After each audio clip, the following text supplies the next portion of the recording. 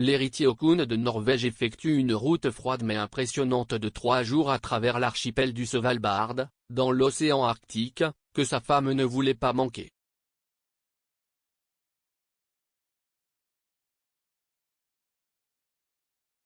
Ce mercredi 20 avril, les princes Haakon et Mette-Marit ont débarqué à Svalbard pour une visite de 3 jours dans cet archipel situé dans l'océan Arctique, au nord du continent européen, qui fait partie du royaume de Norvège.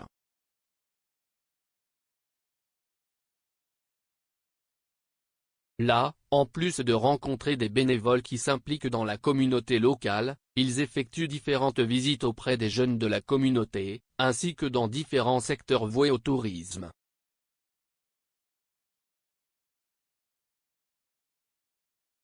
Mais le fils des rois Harald et Sonja de Norvège et son épouse ont aussi le temps de mener à bien l'une des activités les plus marquantes de la région, une balade en traîneau à chien dans laquelle la princesse, grande amoureuse des animaux, n'a pas pu résister à jouer avec eux. Les images qu'ils nous ont données sont vraiment mignonnes, en plus d'avoir pu la voir porter le costume régional typique de Svalbard.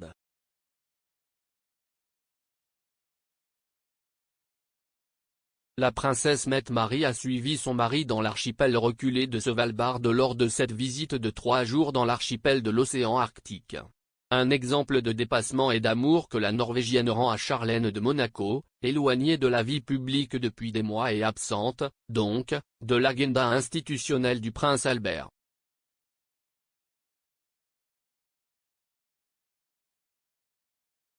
Complices, heureux et excités. Haakon et son épouse ont débarqué ce mercredi dans le but d'avoir différents entretiens et rencontres avec les citoyens de chaque localité, qui les ont reçus avec beaucoup de gratitude. La princesse a porté le costume régional du Svalbard en signe de respect et de proximité.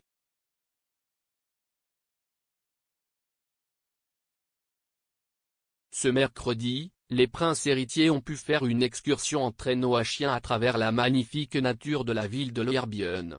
Une expérience que nous avons vue il y a quelques jours Frédéric de Danemark réaliser au Groenland.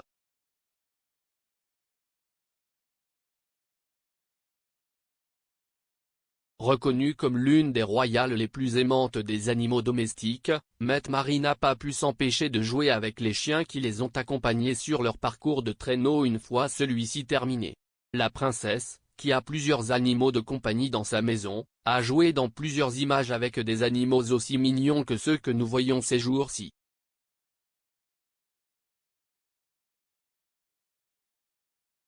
Le couple organise également différentes réunions avec des entretiens avec des jeunes et des citoyens des communautés, dans le but d'en savoir plus sur leur vie et d'être informés des conséquences que la pandémie a également causées dans ce lieu reculé.